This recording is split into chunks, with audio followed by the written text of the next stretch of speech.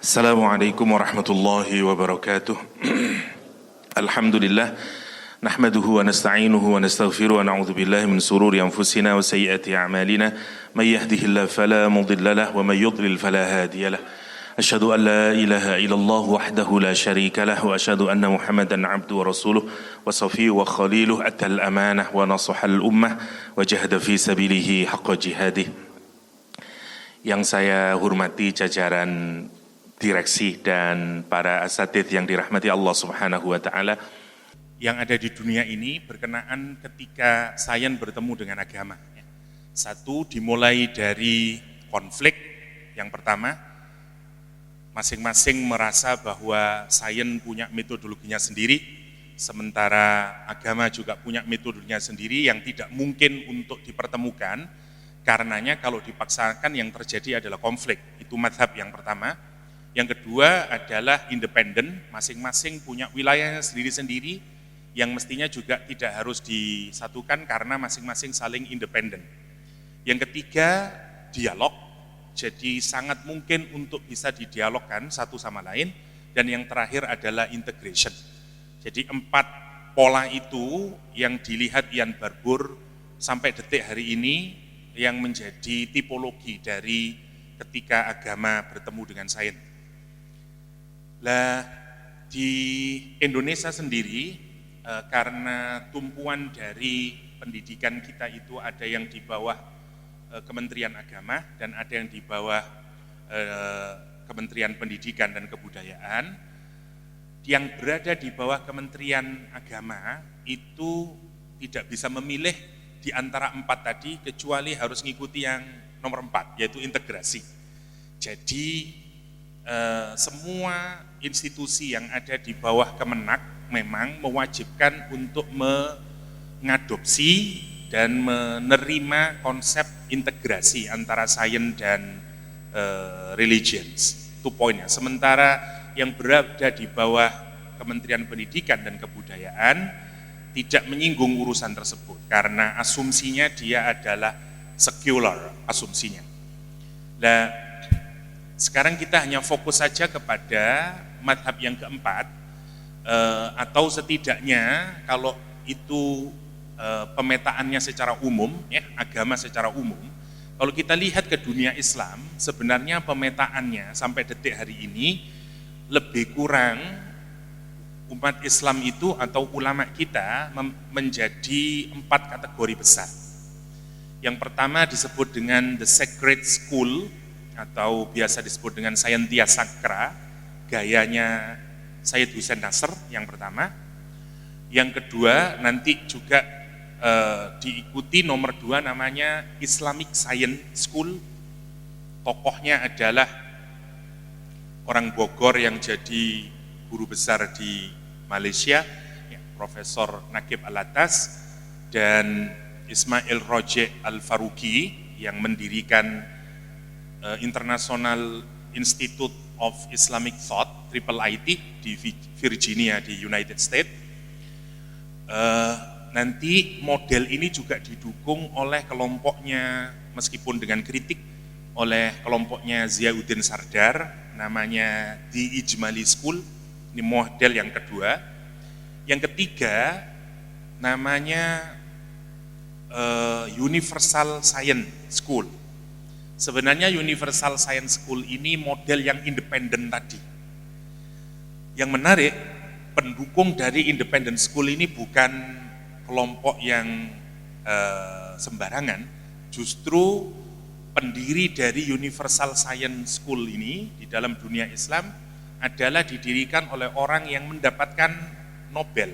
Satu-satunya orang Islam yang dapat Nobel, yaitu Abdus Salam. Nanti diikuti juga oleh muridnya Abdus Salam, namanya Pervez Woodboy. Jadi ini mazhab yang ketiga, yang kira-kira nanti ini juga tidak dipakai kalau kita bicara tentang integrasi.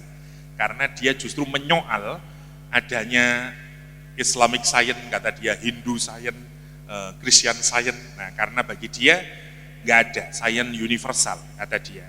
Dan yang paling terakhir namanya biasa disebut dengan Ada yang menyebut dengan bucailisme, atau ada yang menyebut dengan i'jazul Quran. Tapi gayanya adalah mencari kata atau pendekatannya lebih bersifat apologetik, diinisiasi misalnya oleh Maurice Bucaille, oleh Zaghlul An-Najjar, sampai nanti lebih diperbarui lagi oleh Nidhal Qassum ya, yang dari Maroko. Jadi kira-kira itu pemetaannya kalau di dunia Islam. Ya. Kita nanti akan membicarakan sedikit kenapa terjadi perbedaan itu, dan saya sebagai pribadi sebenarnya tidak memenangkan satu sama lain, karena sekali lagi integrasi sains dan agama itu bagian dari ikhtiar sebenarnya yang tidak pernah selesai. Dan kalau kita memutlakkan kepada satu school, sebenarnya dengan sendirinya kita hanya mengambil satu sisi saja. Padahal sebagaimana sifat dari sebuah penemuan, tentu saja dia memiliki positif dan negatif. Dalam satu sisi kita akan melihat kebenaran dari polanya Nasir Hussein An-Nasr dengan Saintia Sakranya misalnya. Di tempat yang lain kita juga akan mendapatkan kenapa kritik tajam dilakukan oleh Profesor Boyd dan Abdus Salam misalnya dengan universal science-nya. Jadi maksud saya kalau tazkiyah ingin mengembangkan integrasi ilmu, harusnya kita juga menerima semuanya dan silahkan entah nanti diintegrasikan lagi, entah mengkritik, mengkombinasi, melakukan tarjih, dan seterusnya. Saya kira ini yang terus digali. Kalau untuk pada level internasional, pada level lokal dan nasional di Indonesia hari ini yang sering kita baca adalah model-model integrasi. Misalnya kalau di UIN Malang yang sering terkenal adalah dengan pohon ilmu, di UIN Jogja dengan jaring laba-laba, di UIN Makassar dengan daun pohon cemara, di UIN Surabaya dengan Petronas, dengan dua menara yang dihubungkan dan seterusnya. Sebenarnya nanti apapun pola yang dipilih oleh universitas-universitas Islam yang ada di luar sana, sebenarnya nanti bisa kita rujukkan kepada 4 model yang tadi itu. Sebenarnya dia polanya Nasr atau polanya Rojiq Faruqi atau polanya dan seterusnya dan seterusnya. Sebenarnya nanti kita akan bisa melihat dari titik itu, ya. Oke, kita ingin melihat dulu dari Saintia Sakra-nya Said Hussein Nasr sebagai model integrasi yang pertama. Nasr adalah salah satu ilmuwan muslim yang jenius. Tidak banyak orang seperti Nasr. Dia dianggap sebagai orang pertama muslim yang bisa masuk di Stanford atau MIT. Itu orang pertama dulu ngambil jurusan fisika murni, meskipun orang Syiah ya. Jadi memang dia orang jenius, pindah ke Amerika, kalau tidak salah dia juga punya 2 gelar masternya, dia ngambil matematika dan sekaligus ngambil fisika, nanti baru kembali lagi ke Iran pasca tumbangnya Shah Iran, revolusi Iran di 79, beliau kembali lagi ke United States dan mulai menjadi prolific writer, S3-nya di bidang philosophy of science, dan kemudian mulai terus-menerus mengembangkan perbedaan yang jelas antara sains modern dengan tradisional sains.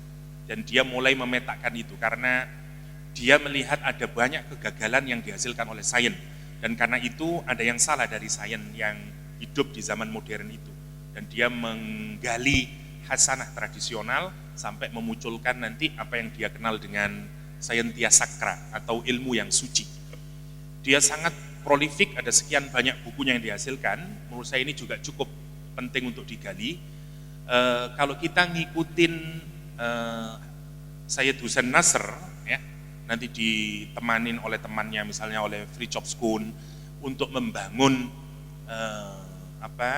sains Islam itu perbedaannya justru diawali dari dekat sekali dengan filsafat, ontologinya, epistemologinya, dan seterusnya. Titik berangkatnya begini, ilmu pengetahuan itu di setiap peradaban atau di setiap kebudayaan itu memiliki, Thomas Kuhn menyebut sebagai paradigma, Michel Foucault menyebut sebagai epistem. Jadi memiliki, kalau sekarang mungkin seperti apalah kalau kita, seperti manhaj yang nanti berubah-ubah. Kalau fikih seperti Maliki, kemudian digantikan oleh Syafi'i, digantikan oleh Hanafi, kira-kira kayak begitu. Ada pola yang membentuk yang kemudian dia menjadi simbolnya. Dalam dunia ilmu sosial biasanya disebut dengan nabi. Nanti pengikutnya menjadi pastor-pastor, itu istilahnya. Jadi ada prophet, ada priest. Dalam sains sebenarnya juga begitu. Ilmu kita itu punya karakter sebenarnya. Misalnya dari abad ke-16, ya, masa Yunani, sampai nanti abad modern, itu ada titik sentralnya. Misalnya di abad ke-16, ilmu itu misalnya pijakannya ada pada Yunani sana. Sebenarnya orang Islam pun juga berhutang banyak kepada dunia peradaban Yunani, karena sebenarnya kita mengenal pengetahuan itu, cara berpikirnya, sekaligus itu juga sangat juga dipengaruhi oleh gaya berpikir orang-orang Yunani. Karena itu Helenisme itu sangat besar pengaruhnya sebenarnya dalam dunia Islam. Cuman bedanya kita melakukan islamisasi dan filterisasi. Oke. Dulu di masa Yunani itu pendekatan kita dalam melihat hubungan antara alam semesta dan manusia itu semuanya fokusnya kepada kosmosentris. Jadi yang jadi sentral itu adalah alam. Yang jadi sentral adalah alam. Tuhan tidak menjadi sentral. Cara melihatnya, saya singkatkan saja ya, kosmosentris. Nanti berubah menjadi teosentris. Ini ketika agama-agama menjadi dominan di masyarakat. Ya. Nanti setelah ini baru muncul masa modern. Jadi semuanya ukurannya menjadi Tuhan. Ini yang nanti kalau kita melihat perkalian antara gereja dengan Galileo Galilei itu di babakan kedua. Ketika warna ilmu pengetahuan itu ditentukan dengan pola namanya teosentris. Nanti berubah lagi setelah teosentris, kemudian menjadi antroposentris, menjadi manusia yang menjadi sentral. Nah, dunia modern itu berasal di situ. Semua ilmu pengetahuan modern kita ini pijakannya ada pada yang disebut dengan teosentris, ya, yang disebut dengan teosentris. Sekarang ini kita mulai antroposentris maksud saya. Sekarang ini abad 20 mulai ke depan ini dengan munculnya postmodern, dengan munculnya post-truth era, kita sekarang pendekatannya namanya logosentris. Ketika semuanya menjadi subjektif dan relatif. Karena tergantung logos ya, tergantung cara kita menafsirkan, siapa observannya dan seterusnya. Jadi ilmu itu ada pemetakannya. Sekarang kita kembali lagi di mana munculnya Islamic Science. Nah, antroposentris itu cara pandang kalau kita melihat dari pijakan filsafatnya, orang kemudian menempatkan manusia karena habis dari teosentris tadi dan bagaimana agama itu bersifat angkuh dan bahkan agama pada saat itu memberangus semua ide yang berbeda sehingga melahirkan pembunuhan dan segala macamnya. Orang akhirnya lari dari agama, termasuk juga cara kita memahami ilmu pengetahuan. Kasus Galileo Galilei, kasus fundamentalisme, ya munculnya fundamentalisme sebenarnya adalah konflik antara kaum agamawan dengan kaum sains. Ini tidak ada di dunia Islam ya. Saya memberikan tipologi ini ada dalam dunia barat ya atau di luar dunia Islam. Sehingga konflik antara kaum agamawan dengan kaum saintis ini melahirkan format model baru ilmu pengetahuan yang kalau kita singkatkan namanya antroposentrik. Pusatnya menjadi manusia. Sekarang yang jadi subjek manusia. Alam itu menjadi objek, itu maksudnya. Jadi cara kita memandang alam itu kemudian, alam itu hanya sekedar dilihat sebagai objek saja. kita yang subjek, Tuhan nggak ada. Dan itu nanti yang melahirkan cikal bakal sekularisme di dalam sains. Oke.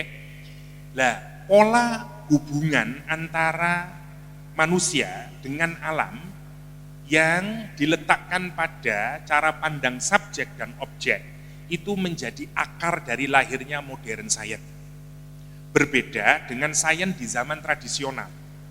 Ketika makhluk, ya, manusia dengan alam itu dilihat sebagai makhluknya Tuhan, sebagai creature of God.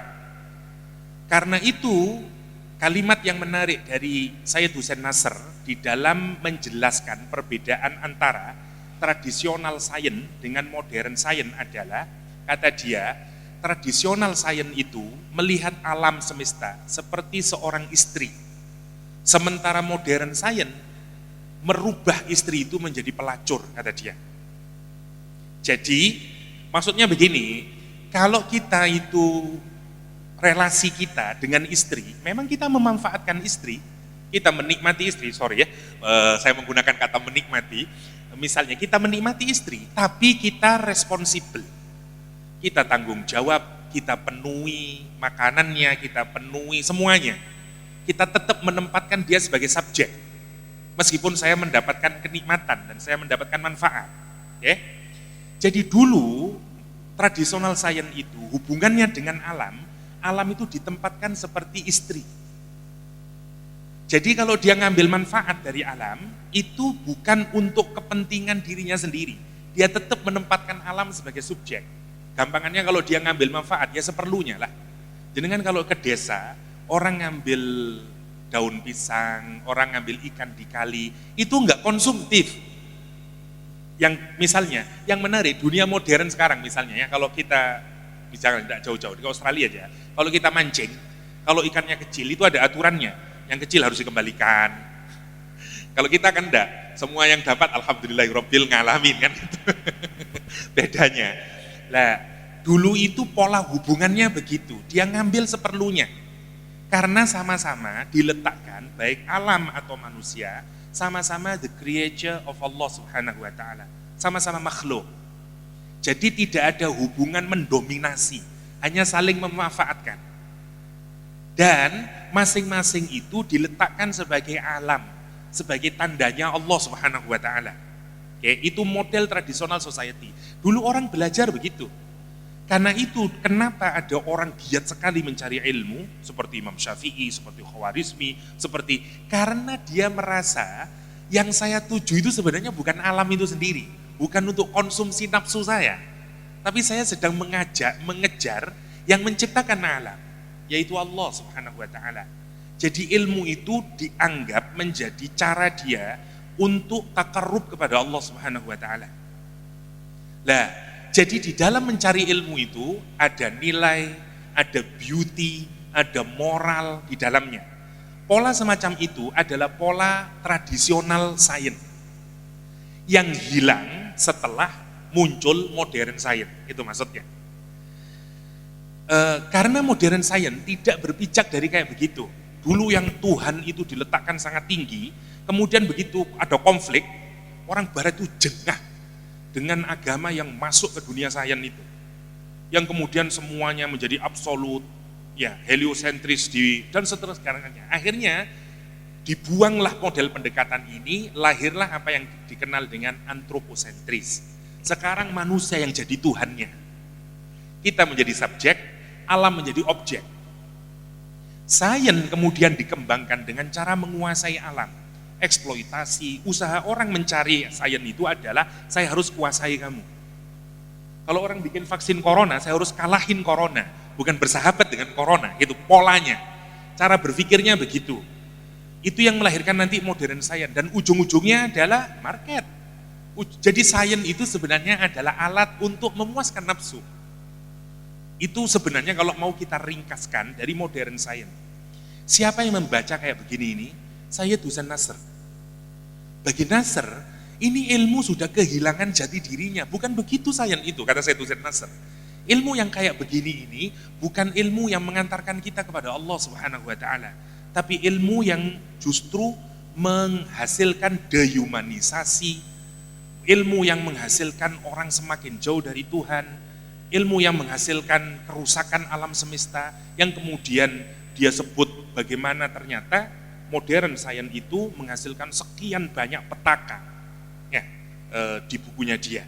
Jadi makanya dia concern untuk mengembalikan lagi.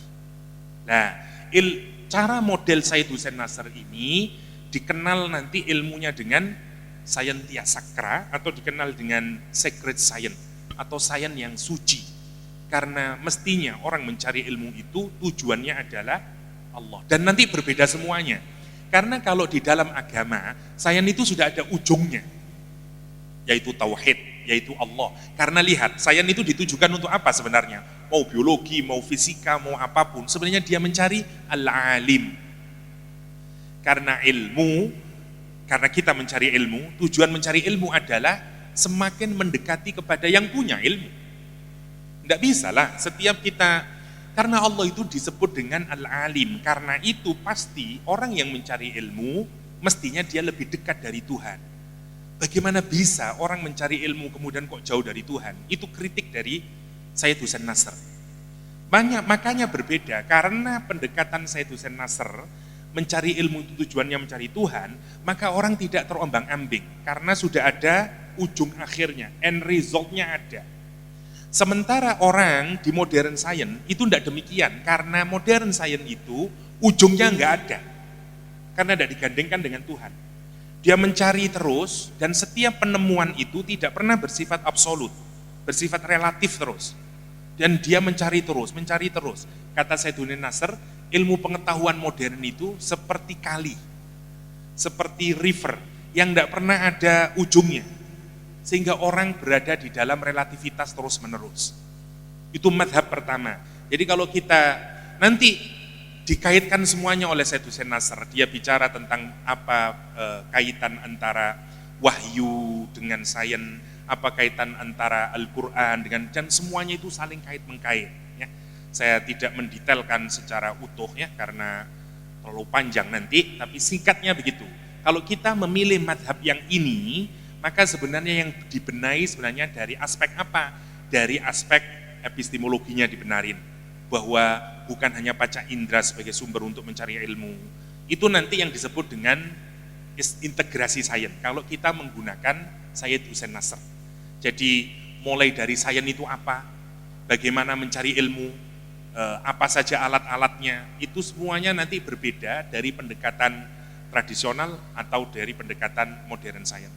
Syed Hussein Nasr mengusung di sana, dan terutama pada tujuan itu, yaitu pada tujuan yang dalam bahasa Sardar namanya tauhid, atau dalam bahasanya Syed Hussein Nasr mencari diwan kalau kata dia. Ya. Karena itu nanti, meskipun nanti tentu saja ada tetap banyak kritik terhadap pendekatannya Syed Hussein Nasr. Ya, itu satu. Yang kedua sekarang, yang kedua dikenal dengan Islamic Science. Tokohnya sebenarnya ya Muhammad Naqib Al-Attas. Ya. Idenya adalah sebenarnya ini bisa kita lihat cara berpikir yang lebih praktikal dari Syed Hussein Nasr. Beliau ini berpikir bahwa sains itu tidak netral.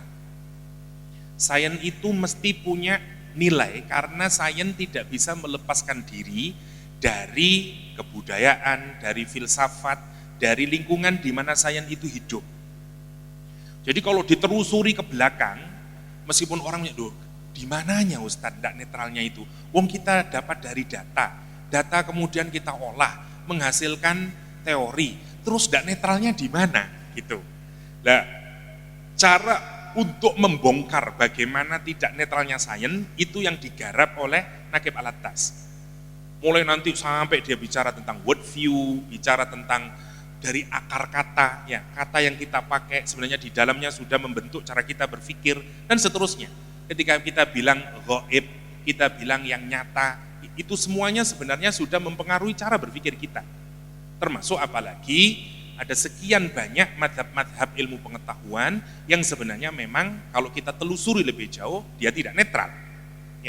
Seperti Darwinism atau dan seterusnya. Nah, Singkatnya, beliau ini bersama Ismail Roji Faruqi mendesain bagaimana untuk melakukan Islamic Science. Ada, kalau pakai Roji Faruqi ada 11 langkah itu, ya. Tapi modelnya singkatnya adalah bentuk orang itu harus dibekali dengan dua hal. Jadi mudahnya adalah bentuk polimat, bentuk orang yang punya dua keahlian. Satu ahli di bidang sainsnya, yang kedua dia punya ilmu pengetahuan agama, atau mudahnya adalah punya worldview yang islami. Karena dari situ harapannya adalah ketika di mix maka munculnya Islamic Science. Untuk mudahnya, kalau mau ngelihat polanya Said Roji Faruqi atau Naqib Al-Attas, kunjungi situsnya Triple IT. Mereka ini sudah banyak menghasilkan buku-buku yang diklaim sebagai contoh buku daras atau textbook yang sifatnya sudah bisa dianggap sebagai contoh aplikasi dari integrasi sains. Sayangnya yang natural science belum ada seingat saya. Kalau antropologi ada, ekonomi ada, sosiologi ada. Yang untuk social science mereka sudah publish ya dari Triple IT. Jadi bisa di-download gratis, jadi untuk bisa tunjukin bagaimana hasil dari proyek Islamisasi sains model Naqib Al-Attas atau model Islamic Faruqi, Roji Faruqi, yang nanti bisa kita lihat di mana bagaimananya. Itu singkatnya ya dari model yang kedua. Model yang ketiga ini namanya Universal Science. Ini sebagai orang sama-sama tokohnya semuanya saintis. Jadi kalau kita lihat ya, kalau model Said Hussein Nasr memang dia saintis. Dia jago matematika, ngerti fisika, backgroundnya adalah memang saintis. Terus bicara bagaimana dikaitkan dengan agama. Model yang kedua sebenarnya bukan saintis, tapi filosof. Ya. Misalnya seperti Roji Faruqi, seperti Naqib Al-Attas, dia bukan saintis dalam pengertian ilmuwan yang di lab, boten, tapi dia memang ahli filsafat sains. Makanya pendekatannya sedikit berbeda. Yang ketiga, saintis lagi, murni. Abdus Salam, Perfect Southboy, yang bukan berarti mereka tidak membaca Al-Quran atau mengapresiasi Al-Quran, enggak. Mereka mengapresiasi Al-Quran, cuman mereka tidak percaya bahwa sains itu didapatkan misalnya dengan ngotak-ngatik Quran, enggak begitu polanya. Karena itu kata dia, sains itu ya punya metodologinya sendiri, ya eksperimentasi, observasi dan segala macamnya. Dan karena itu begitu sudah jadi pengetahuan, maka sifatnya universal. Karena itu model yang ketiga mengklaim tidak ada sains Islam, sains Kristen, sains Hindu. Karena itu dia menyebut sebagai universal science. Sekali lagi kita skip yang ini karena kita tidak bicara tentang model yang ketiga. Jadi buyar semuanya nanti 1, 2 dan yang keempat. Yang keempat adalah model yang sekarang ini banyak paling digandrungi dan ini porsinya paling besar. Paling besar. Yang biasanya disebut dengan I'jazul Quran. Ya. Mulai gayanya Maurice Bucaille, Zahlul Najjar, sampai Nidhol Gesum yang ilmuwan sekarang ya. Untuk menunjukkan bagaimana cara kita mencari integrasi sains dan agama. Misalnya kalau pakai modelnya Bucaille sifatnya apologetik ya, sifatnya apologetik. Nanti nyari di ayat Quran atau di hadis mana yang kira-kira sesuai dengan penemuan modern, nanti dikaitkan dan dianggap sebagai Islamisasi. Itu kebanyakan yang bisa kita lihat dari bukunya beliau, Bible, Quran, and Modern Science, dari Maurice Bucaille. Model kayak begini nanti diteruskan oleh An-Najjar, oleh banyak ilmuwan kita, termasuk Tontowi Jauhari di tafsirnya. Semua sebenarnya polanya ngikutin pola yang sini. Dan ini kemudian yang paling berkembang sampai detik hari ini, meskipun ada tambah penguatan lagi. Saya sarankan misalnya ada buku yang baik dari Nidhol Gesum, kalau saya tidak salah judulnya Quantum apalah, saya lupa judulnya, tapi depannya ada kuantum dari Nidal Gesum, yang menurut saya salah satu buku yang bagus untuk membicarakan tentang integrasi dengan pola pendekatan yang terakhir ini, atau dengan cari ijaz, karena dia jauh lebih teliti, lebih mengapresiasi dari aspek kebahasaan dan seterusnya dan seterusnya. Saya sendiri di UIN Malang, karena saya diamanai sebagai kepala pusat integrasi, saya menyilahkan kepada para dosen dan mahasiswa untuk memilih aliran apapun saja, madhab manapun saja di dalam melakukan integrasi. Jadi dipersilakan mau ngikut model yang manapun, asalkan benar secara metodologinya. Mau pakai Zainuddin Nasr, monggo. Mau pakai karena, biarkan saja, karena semua model itu sebenarnya tidak ada yang paling valid, masih semuanya masih ongoing, dan secara praktis saya juga kemudian memetakan menjadi dua pola. Yang pertama, model pendekatan yang saya sebenarnya ngikutin pola makosid. Sepanjang hasil penemuan sains itu tidak bertentangan dengan makosid syariah, dia Islami. Itu jadi cara mudahnya adalah kita belajar tentang makosid, ya, apa saja makosid syariah, hifdzuddin, hifdzun nafas, hifdzun nasl, atau kalau sekarang ada banyak yang melebarkan, misalnya ada nambahi hifdzud daulah, ada yang nambahi hifdzul bi'ah, macam-macamnya. Jadi pengembangan ini kemudian dijadikan rujukan atau dijadikan filter untuk menilai apakah hasil scientific finding yang kita dapatkan itu bisa kita lekati dengan kalimat Islamik atau tidak. Itu model yang paling mudah. Kenapa ini dipilih sebagai salah satu cara? Karena memang tidak semua bisa digunakan pendekatannya dengan model yang kayak demikian. Terutama misalnya di arsitektur misalnya, atau di teknik kimia, atau ya itu susah banget. Kalau kita mau mencari ayatnya, mencari turosnya, susah banget kalau mau pendekatan ijaz. Jadi yang paling mudah, misalnya, ini kalau gampangannya, kalau cloning ini bisa Islami atau enggak? Misalnya, tinggal dikawinkan saja dengan makosid. Kalau dia tidak bertentangan dengan makosid, dia Islami. Kalau dia bertentangan dengan makosid, dia tidak Islami. Sebenarnya kalau di barat sana, namanya ethical clearance. Jadi sebenarnya semua produk ilmu pengetahuan itu, bahkan sebelum orang mencari data, kalau di prosedur di barat ada namanya ethical clearance. Orang harus sudah clear dulu, tidak mencederai hak-hak kebinatangan, tidak mencederai hak-hak manusia, hak asasi dan segala macamnya. Sebenarnya penapisannya kalau di dunia barat itu sejak sebelum orang melakukan penggalian data. Nah, kita di Indonesia memang tidak terlalu sensitif dalam urusan begitu. Ya, mau nabrak hak asasinya hewan atau manusia kita tidak peduli, yang penting dapat data. Kadang kita ngerekam orang aja tidak bilang-bilang kalau mencari data. Itu sebenarnya tidak Islami, meskipun produknya Islami. Sebenarnya kan karena prosedur yang kita lakukan tidak Islami. Di barat tidak, karena orang harus memenuhi itu. Tidak bisa kita mewawancarai orang tanpa meminta persetujuan kepada dia, apakah dia mau direkam atau tidak. Kita kadang-kadang tidak peduli urusan kayak gitu. Tidak usah ditanyain, tapi mic kita sudah nyimpen itu misalnya. Jadi kayak ini researcher atau CIA kan begitu. Jadi penapisannya di sana. Ini cara yang paling mudah. Kalau kita melihat dari situ, mungkin yang harus kita lakukan adalah kita harus diskusi tentang makosid syariah dengan seluruh perkembangannya.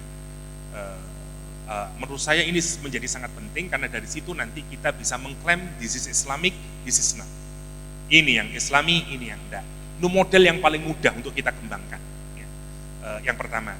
Yang kedua tentu saja dengan pendekatan seperti polanya Maurice Bushell dan seterusnya. Karena saya termasuk ngikutin Hussein Nasr yang sangat percaya bahwa Quran dan segala macamnya atau turos Islami itu masih sangat berpeluang besar untuk tidak hanya mengkonfirmasi sains yang sudah ada, tapi juga sangat mungkin mendekonstruksi dan merekonstruksi scientific finding yang sudah ada. Itu tentu saja harus dibutuhkan kejelian mulai dari aspek kebahasaan dan seterusnya dan seterusnya. Saya mohon maaf ya, mestinya ada slide yang untuk memudahkan. Nanti insya Allah saya bikin, saya sharingkan. Karena lagi-lagi bacanya terakhir saya melihatnya kalau ternyata integrasi. Saya kasih contoh lah untuk diskusi kita. Di ayat Al-Quran yang bicara tentang envy misalnya, kalau kita hubungkan ke psikologi katakanlah. Menarik, kalau kita buka teori tentang hasad, memang banyak pakar muslim, pakar Islam bicara, Imam Ghazali bicara tentang hasad, amrodul qulub dan seterusnya. Tapi perbedaannya, misalnya kalau kita bandingkan dengan psikologi, orang itu sampai bisa mendeteksi bagaimana hasad berkembang, bagaimana hasad turun, bagaimana dampaknya, bagaimana caranya, jauh lebih praktikal dibanding hasad yang misalnya dijelaskan di kitab-kitab kuning. Maksud saya, bukan saya tidak mengapresiasi karya mereka, tapi maksud saya mestinya yang menghasilkan konsep tentang jealousy, tentang hasad secara modern kita. Karena kalau kita lihat turos kita, atau kita lihat Quran, atau kita lihat hadis, seambrek yang bicara tentang hasad. Jadi sebenarnya begini, sama seperti human sciences ya, yang melihat data dari kehidupan masyarakat, dari kehidupan individual, diambil datanya, lahir menjadi teori, dan seterusnya. Kita ini sebenarnya sudah sekian banyak ayatnya. Dan kenapa kita tidak mengambil itu, dan kemudian kita coba gali, entah dengan mengawinkan dengan teori yang sudah established, atau dari situ kita rekonstruk dan menghasilkan teori yang baru.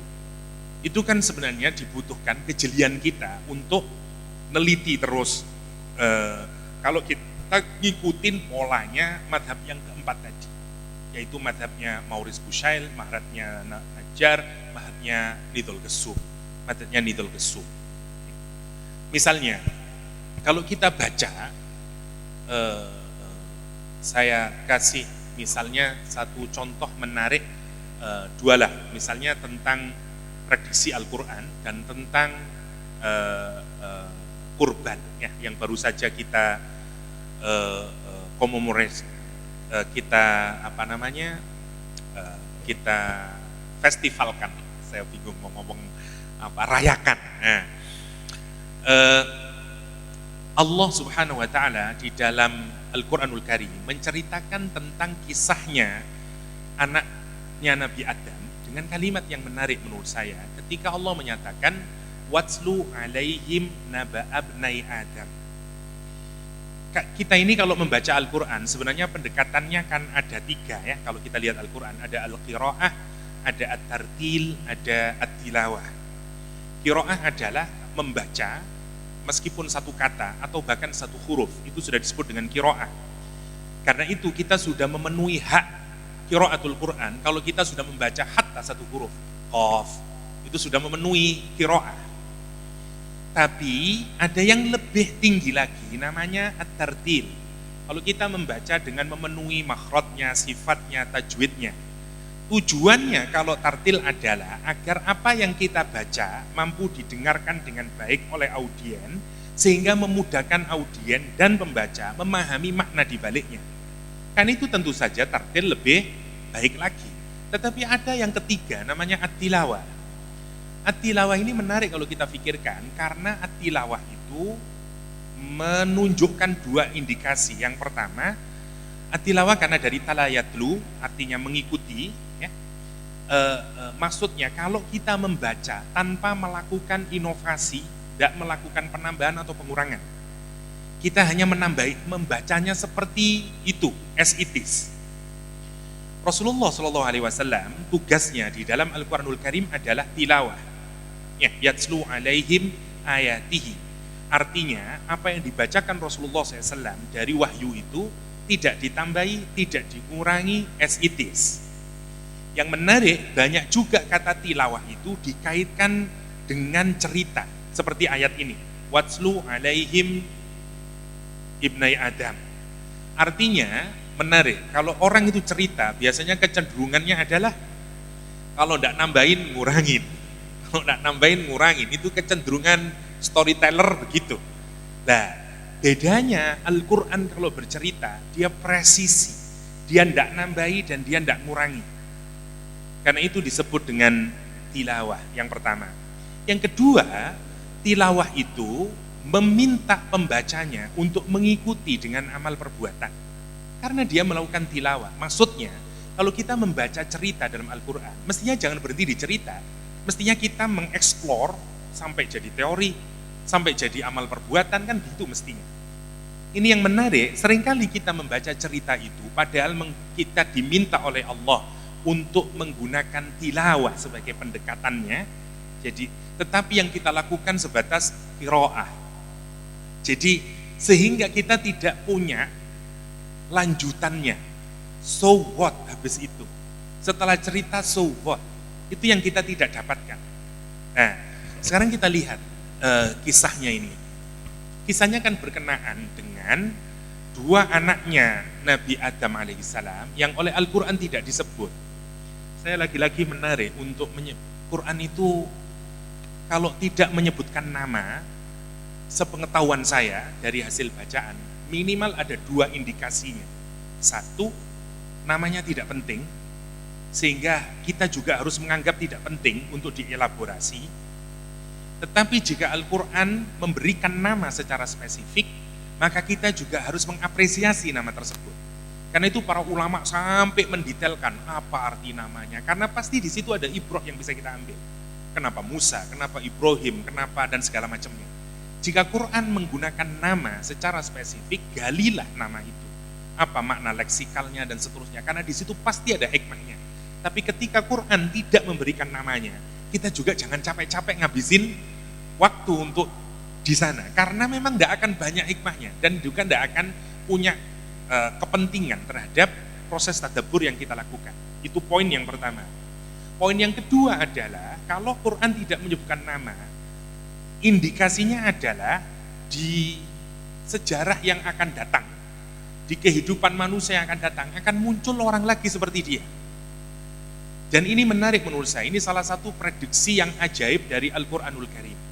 Prediksi yang ajaib dari Al-Quranul Karim. Saya kasih contoh di surah Ghafir. Allah SWT menyatakan, وَقَالَ رَجُلٌ مُؤْمِنٌ مِنْ آلِ فِرْعَوْنَ يَكْتُمُ إِيمَانَهُ. Dan berkata lelaki mukmin dari keluarganya Fir'aun yang menyembunyikan imannya.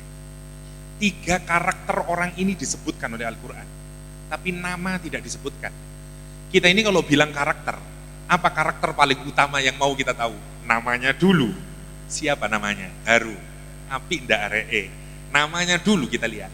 Quran menarik, di surat Al-Mu'min nama tidak disebut, tapi 3 karakter disebut. Iman, keluarganya Fir'aun, dia menyembunyikan imannya.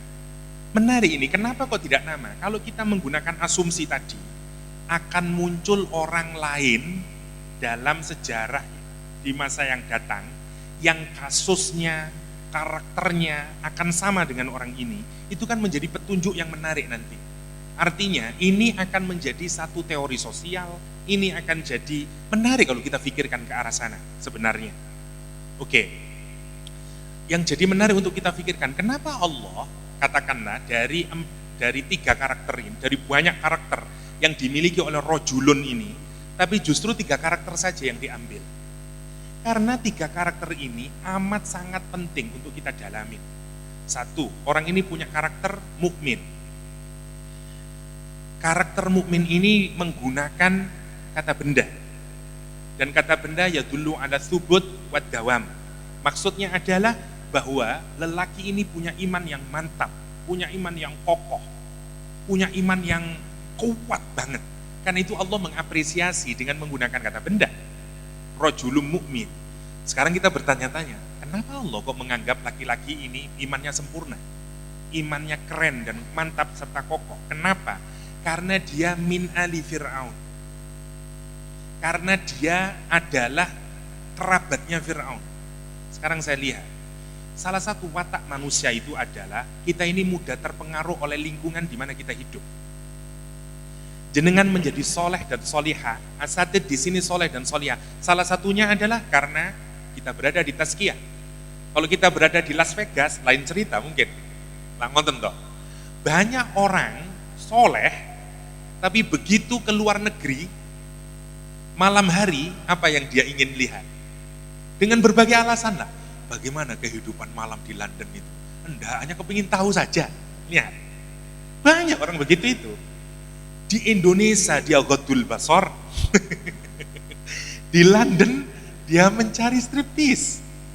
Ini banyak sekali orang kayak begini nih, banyak sekali. Saya mau menyatakan apa? Kita ini adalah anak dari lingkungan kita. Kata ilmuwan sosial, we are the prisoner of our own culture. Kita ini tahanan dari kebudayaan lingkungan kita. Kalau anak pesantren tidak maksiat, wajar lah. Tapi sekarang bayangin, ada orang tinggal di Doli, tapi tidak melacur, imannya sempurna, itu amazing dong buatan. Amazing. Sekarang bayangin, dia bukan hanya di Mesir yang penuh dengan kesirikan dan kekufuran, tapi dia adalah min ali Fir'aun. Dia berada di dalam istananya Fir'aun. Dia kerabatnya Fir'aun. Tapi kok bisa ya orang hidup di lingkungan yang bobrok, tapi dia punya iman yang sempurna. Wow. Karena itu diapresiasi oleh Al-Quran. Makanya Al-Quran menyatakan rajulun mu'min min ali Fir'aun. Karena lekatan karakter itu penting. Apa hikmahnya? Misalnya kalau kita pikirkan, apa hikmahnya? Iman itu kalau sempurna, dimanapun orang diletakkan, tidak akan berpengaruh. Yang pertama. Yang kedua, mestinya iman itu yang mempengaruhi lingkungan, bukan lingkungan yang mempengaruhi lingkungan. Bukan lingkungan yang mempengaruhi iman. Poin yang kedua. Poin yang ketiga, kita juga jangan pernah meremehkan lingkungan yang kotor, di situ tidak akan ada orang yang soleh. No. Mungkin Allah menitipkan hambanya yang iman yang sempurna di Rusia sana, di Vietnam sana, di Las Vegas sana. Bukan hanya di Saudi Arabia yang soleh-soleh, atau di Mesir misalnya. Ada walinya Allah yang diletakkan di ujung negara yang mungkin tidak ada orang berpikir di sana. Itu menariknya untuk kita pikirkan. Karena agama ini miliknya Allah Subhanahu wa ta'ala. Itu yang ketiga. Yang kedua, yang ketiga yang menarik, yaktumu imanahu. Dia menyembunyikan imannya. Kita ini seringkali gambaran kita, kalau orang itu soleh, kuat imannya, dia tidak takut. La yakhafuna laumata laim. Tidak takut dengan cercaan orang dan segala macamnya. Gambarannya tidak menutupi iman lah. Ini sekarang dikontraskan oleh Allah. Ada orang imannya sempurna, tapi nutupin iman. Itu kan kayaknya, ya tidak sempurna lah, tidak keren lah Ustaz. Orang itu kalau mantap imannya, dia tidak berani, dia berani mesti. Quran itu mengajarkan kita, iman itu juga rasional. Iman itu seringkali kita pahami secara emosional, sehingga, wah, ya tidak apa-apa lah, mati nggak apa-apa. Enggak, rasional. Sekarang kita menjadi mengerti, kenapa yaktumu, kenapa menyembunyikan iman itu diletakkan, dijelaskan di ayat ini. Karena menjadi petunjuk buat kita, kalau orang tinggal di lingkungan yang membahayakan, yang kondisinya mudarat, yang kalau dia menampakkan imannya resikonya adalah kehilangan nyawa, maka boleh dia menyembunyikan iman. Karena maqasid syariahnya adalah hifduddin, hifdun nafas. Itu polanya. Dan itu justru dijustifikasi oleh Al-Quranul Karim. Kita nggak tahu, mungkin kita akan tinggal di tempat, anak kita mungkin, alumni tazkiyah, mungkin nanti akan ada yang kuliah, kita nggak tahu. Di tempat yang penuh, dan dia harus menyembunyikan imannya, kita nggak tahu. Quran berikan petunjuk itu semuanya, dan diapresiasi orang ini. Masya Allah, orang yang imannya sempurna, hatta dia tidak bisa menampakkan imannya. Kalau kita buka tafsir, tidak tahu berapa lama orang ini menyembunyikan imannya.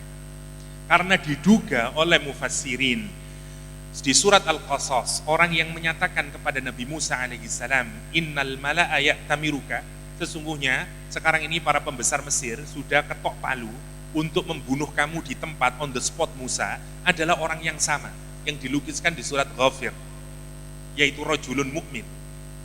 Jadi dia berapa lama dia nutupin imannya itu, hatta tidak ada satupun orang yang tahu kalau dia mukmin. Kenapa? Karena kalau tahu mukmin dibunuh.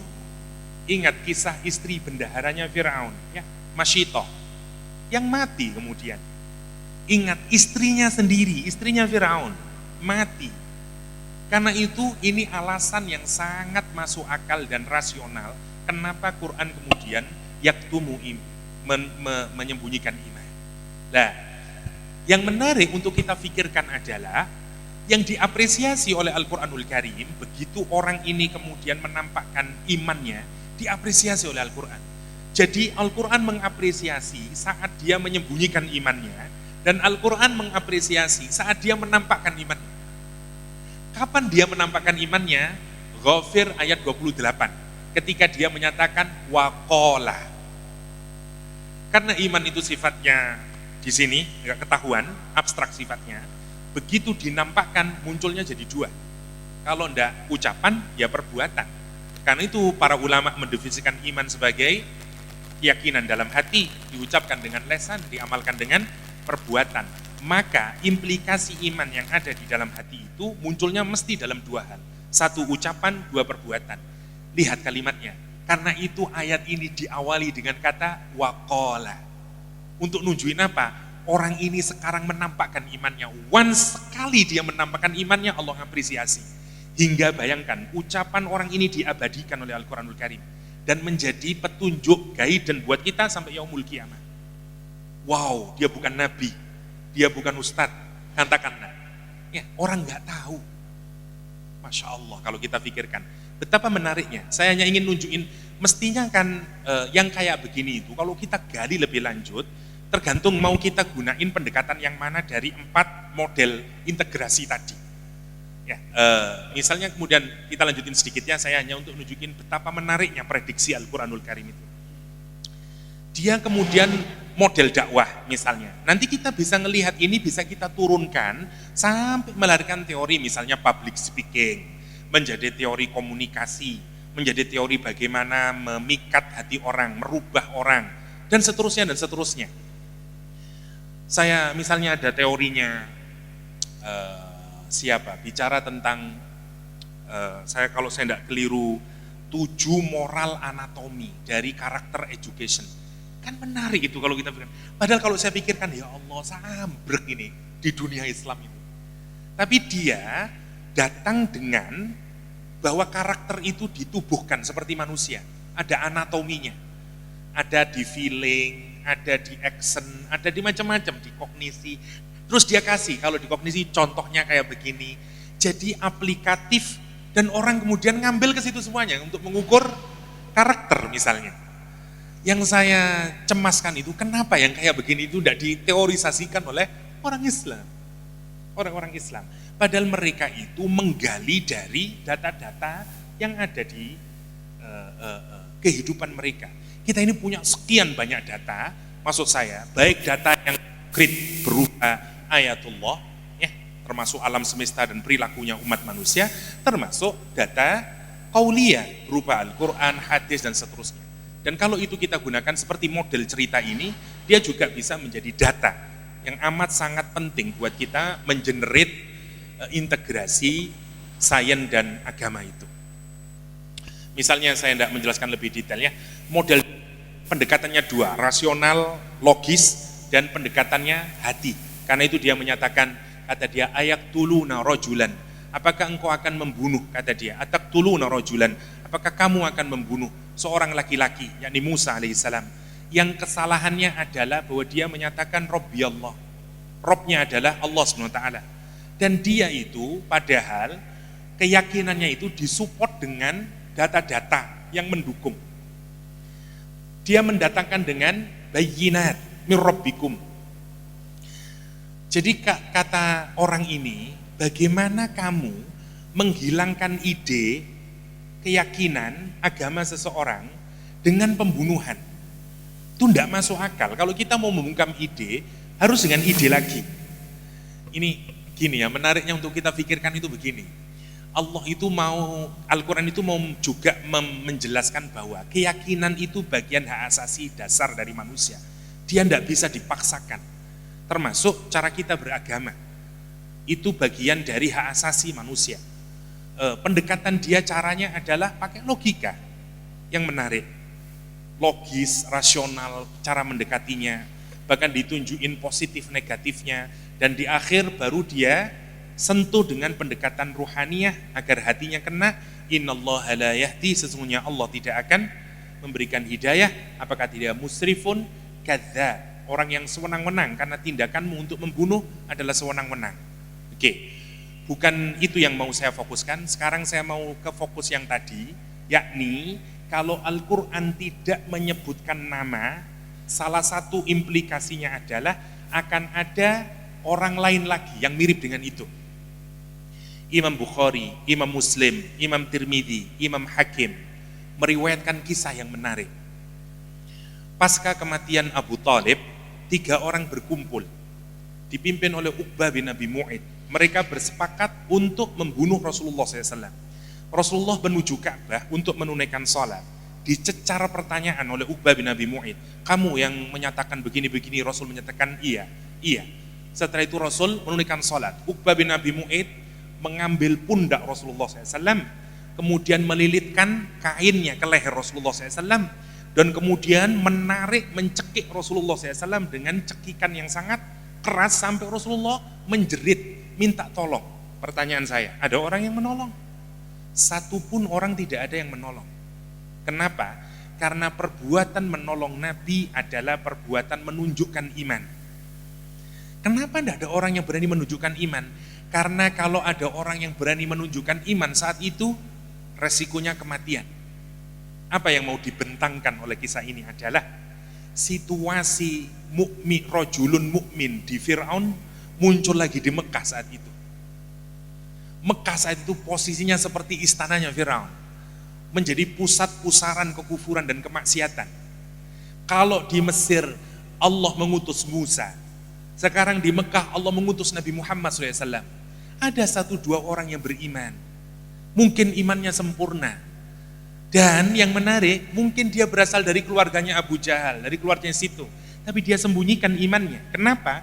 Karena kalau ketahuan imannya beresiko pembunuhan. Ammar bin Yasir, Bilal bin Rabah, kan itu tidak ada yang datang. Kisahnya dilanjutkan, orang mendatangi Abu Bakar As-Siddiq. Abu Bakar diberitahu Rasulullah SAW, lari Abu Bakar, menarik pundaknya Uqbah bin Abi Mu'id, mendorong jauh Rasulullah SAW. Dalam riwayat Imam Tirmidzi, memeluk Rasulullah SAW, menjerit dan berurai air mata Abu Bakar As-Siddiq. Yang paling juicy adalah Abu Bakar As-Siddiq mengucapkan kalimat yang sama persis 100% dengan ucapan rajulun mukmin di surat Ghafir. Ataktuluna rajulan ayyakula Rabbi Allah, kata Abu Bakar As-Siddiq. Saya baca ini geleng-geleng, ya Allah, betapa menariknya prediksi Al-Quran. Di surat Ghafir dibikin anonim, implikasinya akan ada orang lagi nanti di kehidupan yang masa datang, muncul berupa Abu Bakar As-Siddiq pada periode Rasulullah SAW. Nah, kalau yang kayak begini ini, jenengan tidak menjadikan sebagai salah satu sumber untuk kita melakukan integrasi sains, kita butuh keyakinan apa lagi untuk percaya bisa kok teks itu kita jadikan sebagai sumber. Ini contoh kecil saja untuk menunjukkan Masya Allah betapa menariknya Al-Quran Al-Karim. Hatta dalam Fadailul Amal, Sayyidina Ali mengumpulkan sahabatnya. Dia bertanya, kata dia, akhbiruni, kata dia, man asja'in nas, siapa orang yang paling berani? Para sahabat menyatakan, engkau Ali. Kata Ali bin Abi Thalib, enggak, aku ini bukan orang paling berani, karena memang saya jago perang. Tapi kalau saya perang itu, saya sudah tahu musuh saya itu bakal kalah lawan saya. Bukan pemberani orang, katakanlah saya 100 kilo, mau lawan misalnya dengan salah satu Ustadz Tazkiyah yang 70 kilo, ya saya berani. Kenapa? 100 kilo ya. Engkau tak roboh ya kalah ini. Itu bukan orang berani, kata Ali bin Abi Thalib. Orang-orang kemudian menyatakan la na'lam, faman, kami tidak tahu kalau begitu. Siapa orang yang paling berani itu? Kata Ali bin Abi Thalib, siapa? Abu Bakar As-Siddiq. Kemudian Ali menarasikan cerita ini. Pertanyaan saya, berarti Ali melihat, menyaksikan kejadian itu? Iya, tapi pertanyaan, kenapa Ali kok tidak berani? Karena Ali masih kecil. Ali saat itu masih kecil dan menyaksikan Rasulullah dicekik mau mati oleh Uqbah bin Abi Mu'id. Dan gambaran ini terekam di memori Ali bin Abi Thalib. Karena itu Ali kemudian menyatakan, sungguh satu harinya Abu Bakar pada hari itu jauh lebih baik dari rojulun min ali Fir'aun. Itu statementnya Ali bin Abi Thalib. Masya Allah kalau kita pikirkan prediksi Al-Quran berkenaan dengan itu baru prediksi yang implisit, bukan prediksi yang nyata. Maksud saya, kita ini harus menggali dari seluruh aspeknya. Dari aspek kebahasaannya, dari konteks sosialnya, dan segala macam. Kalau kita ingin menggunakan sebagai cara kita untuk melakukan integrasi dengan pendekatan mau yang modelnya Said Hussein Nasr, mau yang Islamic Science, atau model yang Ijazul Quran dengan gayanya Maurice Bushell atau yang lain. Saya contoh yang lain misalnya untuk mengencourage saja. Misalnya tentang jealousy atau tentang hasad ya. Yang menarik kalau kita pikirkan, ada kisah yang menarik di zaman Nabi. Nabi menuin 7 kafilah miliknya orang Yahudi Bani Quraidah sama Bani Nadhir. 7 kafilah ini isinya adalah gandum, terus parfum, dan amti'ah minal bahar, kata Imam Qurtubi. Penuh semuanya. Karena dipenuhi untuk dikirimkan ke Bani Quraidah sama Bani Nadhir. Para sahabat yang melihat itu semuanya terkagum-kagum dengan banyaknya harta ini. Dan kemudian punya keinginan. Keinginannya adalah, kata dia, kalau harta ini milik kita, pasti akan menguatkan, mengokohkan kita sebagai umat Islam. Dan pasti kita akan infakkan di jalan Allah Subhanahu wa ta'ala. Tapi yang menarik, setelah komentar para sahabat terhadap kejadian itu, turun ayat Al-Quranul Karim. Ayatnya menarik. Walaqad atainaka sab'an minal mathani wal Qur'anal azim. Ayatnya turun, sungguh-sungguh aku telah berikan kepadamu suratul Fatihah, sab'an minal mathani wal Qur'anal azim, dan Quran. Dan terus kalau kita bertanya, kenapa kok tidak boleh ya orang punya keinginan ngelihat hartanya orang lain? Dan kalau kita pikirkan, kalau kita mungkin dilarang masuk akal lah. Sampean kepingin nyolong terus misalnya. Ngelihat hartanya orang lain kepingin misalnya. Atau kepingin, waduh rek aku duwe donya saono akae, poligami aku. Misalnya ngoten keinginan. Ini enggak. Keinginannya Masya Allah kalau kita pikirkan. Tapi kalau kita telusuri nanti, apalagi kita hubungkan dengan kisahnya tadi, Ibnai Adam, 2 anak cucu Adam, sebenarnya Al-Quran mau bicara tentang konsep envy, tentang konsep hasad. Hasad itu ternyata titik awalnya adalah ketika kita comparing. Kita compare dengan nikmat yang diberikan kepada orang lain. Jadi, makanya Allah mengingatkan, kamu lupa ya dengan nikmat yang saya berikan kepadamu. Dan kalau kita petakan nikmat itu, ada nikmat zahir, ada nikmat batin. Ya. Kalau mau dipikirkan lagi, mana nikmat yang paling besar? Quran atau harta? Quran plus harta Ustaznya, Surabaya oleh ngoten. Tapi Allah itu mau ngingatin sama kita, kamu itu sudah tak kasih Quran, tak kasih suratul Fatihah. Yang itu, kamu sudah tak kasih banyak, sekarang kamu kok tertarik dengan yang remeh-temeh. Meskipun ini banyak. Kenapa ini penting? Karena start pertama orang itu, nanti gini ya, kita ini mengcompare dengan orang lain, itu bisa menjadi pemantik yang baik, tapi bisa juga jadi pemantik yang buruk. Allah tahu apa yang terbetik dalam hati kita. Kapan dia menjadi pemantik yang buruk, namanya hasad, envy, atau kapan menjadi pemantik yang baik. Ya. Oke, pemantik yang buruk itu, kalau pijakan dasarnya begini. Misalnya saya dengan Ghazali, katakanlah saya dengan Ghazali. Saya merasa sama-sama laki-laki, sama-sama kuliah, sama-sama 100 kg, sama-sama berasal dari Pasuruan. Tapi ternyata dia mendapatkan promosi. Saya tidak dapat promosi. Jadi orang itu kalau mengcompare nikmat yang diberikan kepada orang lain, berangkat dari merasa sama, maka itu menjadi bibitnya dari hasad. Dan yang paling menarik, kita ini tidak pernah terbebas dari hasad. Karena sebagaimana kata Ibnu Taimiyah, semua orang pasti hasad. Bedanya adalah orang yang baik menyembunyikannya, orang yang tidak baik menampakkannya. Kenapa? Karena kita mesti bersosialisasi dengan orang lain. Sudahlah, kita ini manusia biasa. Kalaupun kita punya mobil, kita bertandang ke rumah teman kita, mobilnya lebih baik, apa yang terjadi dalam hati kita? Wow, apa mobilnya sampean? Ya, kita ini punya istri, wis duwe bojo, ke rumah teman kita, istrinya lebih cantik, batin kita. Oh bisa sampean oleh misalnya, menarik kalau kita pikirkan itu. Jadi sebenarnya tidak ada di antara kita ini yang terbebas dari hasad. Cuman karena itu Quran bicara tentang envy. Dan justru semua kerusakan amal itu bibit awalnya dari envy. Dan yang menarik lihat, ketika Allah menceritakan Qabil dan Habil, tidak disebutkan namanya.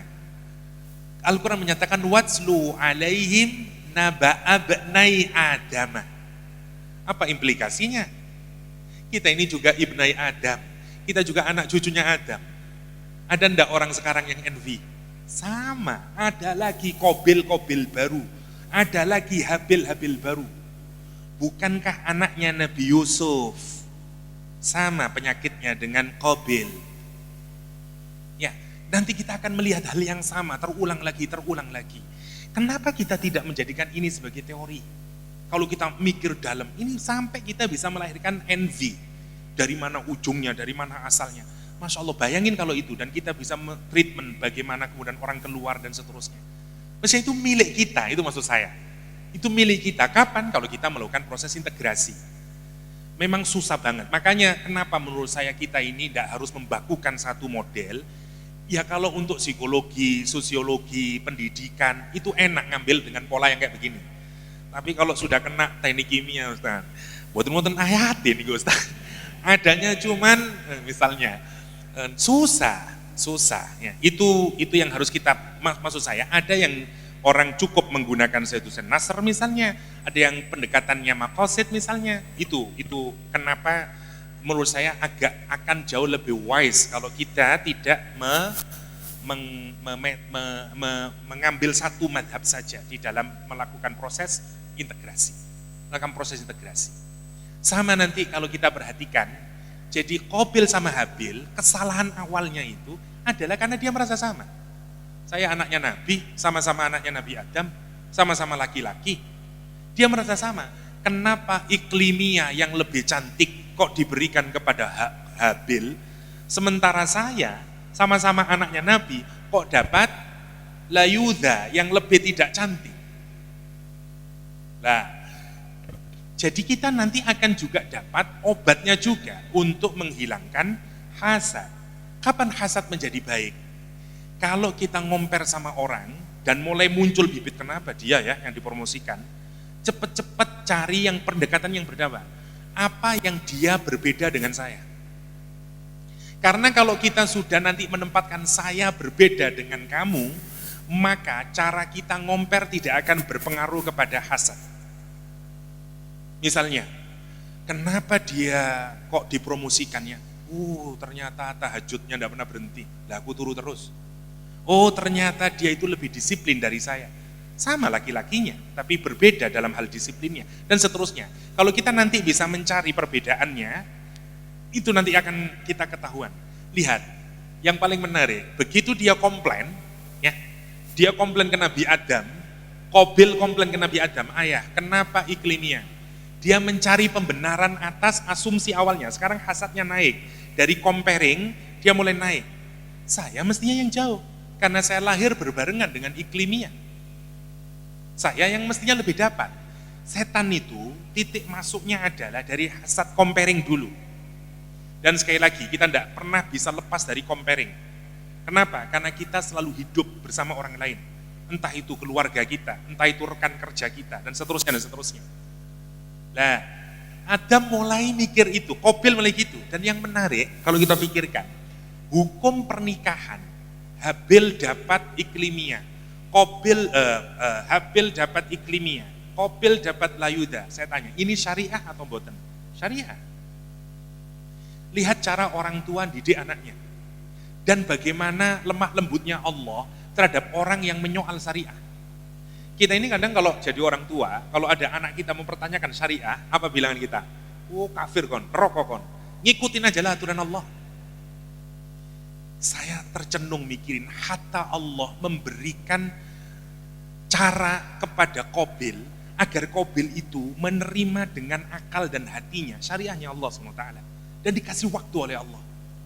Oke, kalau you tidak percaya bahwa syariah ini untuk kebaikanmu dan pilihan jodoh itu adalah bagian min ayatihi, oke, sekarang kamu bikin sacrifice, bikin kurban.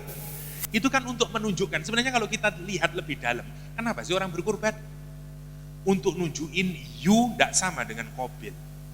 Ada something yang kamu tidak bisa lihat, yang abstrak sifatnya, yaitu takwa. Karena itu la yanalullahu luhumuha wala dima'uha, motif di belakangnya yang mau ditunjukin dari kurbannya Qabil dan Habil. Itu sebenarnya ada sekian banyak yang bisa kita ambil namanya dalam proses tadabbur kita dan eksplorasi kita terhadap ayat-ayat kalau kita tidak mau melakukan integrasi. Tergantung nanti kecenderungan sampean. Misalnya jenengan di bidang hukum, itu yang akan membedakan hasil kualitas dari proses integrasi. Karena titik-titik integrasi itu akan muncul ketika kita melakukan proses tadabburnya, ya, dan seterusnya dan seterusnya. Nanti mulai muncul setelah comparing, muncul wishing, kita punya keinginan wanting kemudian sampai nanti, masya Allah, Quran itu menjelaskan perubahan hatinya orang yang envy. Ini menurut saya kalau dikaji lebih jauh, ini akan jadi disertasi, bisa jadi teori, saya yakin. Karena nanti Quran bahkan menyatakan pada saat Qabil mau membunuh Habil, itu dia membunuh dengan tatawwu. Fatawwa'at lahu nafsuhu. Kalimat dalam Al-Quran. Tatawwu itu voluntarily. Tatawwu itu tau'an au karhan, kata Al-Quran. Kalau orang taat dengan sukarela, seneng hati ini, bunga, I'm happy to do it, Pak. Namanya tau'an. Bagaimana orang membunuh orang lain digambarkan Al-Quran tau'an. Jadi dia I'm happy to kill Habil. Wow, itu kalau kita pikirkan kan menarik. Kenapa orang bisa berubah gitu? Karena hasad. Jadi hasad itu kalau di building terus, awalnya comparing, awalnya tidak salah karena itu bagian dari syahwat kita. Kita compare dengan orang lain. Tapi kalau kita tidak bisa benahin, dia naik sampai fatawwa'at lahu nafsu. Di surat Yusuf namanya bukan fatawwa'at, namanya taswil. Bal sawwalat lakum anfusukum amra. Sama, dia menjadi oke. Hatta melakukan tingkatan yang paling tinggi. Bayangin, dan itu karakter anak cucunya Nabi Adam. Karena itu dibentangkan oleh Al-Quranul Karim. Sebagai salah satu karakter dari kita, yang kita semuanya tidak bisa lepas. Tinggal kita mau menjaga atau enggak. Bayangin, mestinya kan ini menjadi prioritas ketika kita misalnya membicarakan pendidikan karakter, ketika kita membicarakan tentang teori akhlak, dan seterusnya dan seterusnya. Karena itu wajah dari anak cucunya Nabi Adam alaihissalam. Yang bahkan karena begitu pentingnya kita demonstrikan tiap tahun dengan upacara kurban. Masya Allah. Jadi mestinya, oke lah kita berterima kasih dengan sangat serius kepada Imam Ghazali dengan Amradul Qulubnya. Tapi mestinya yang kita butuhkan hari ini sampai pada dataran aplikatif. Bagaimana nyembuhin hasad dan seterusnya. Silakan buka bukunya orang barat tentang envy.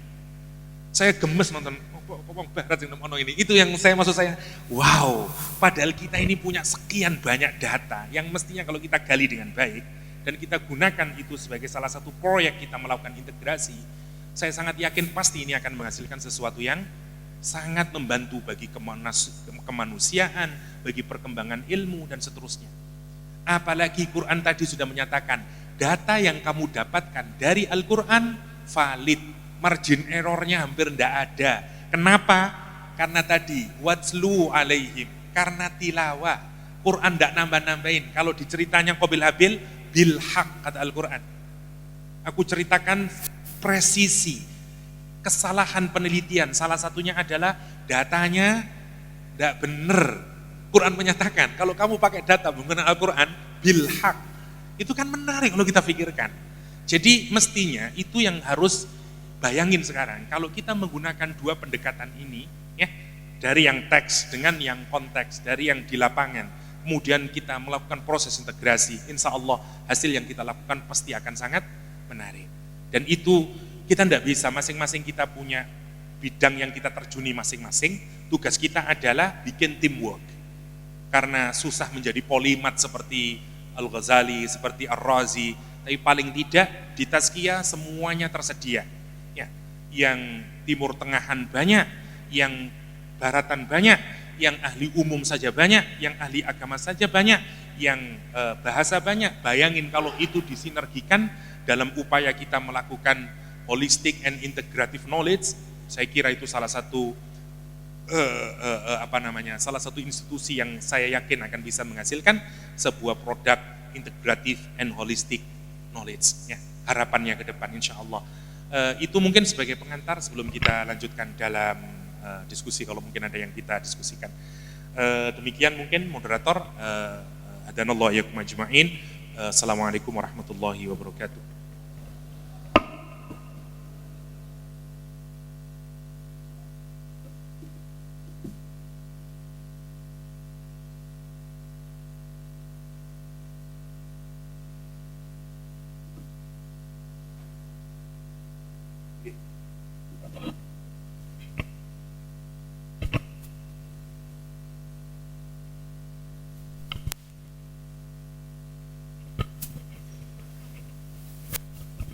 Baik, terima kasih disampaikan kepada Ustadz Yahya atas pemaparan yang sudah beliau lakukan.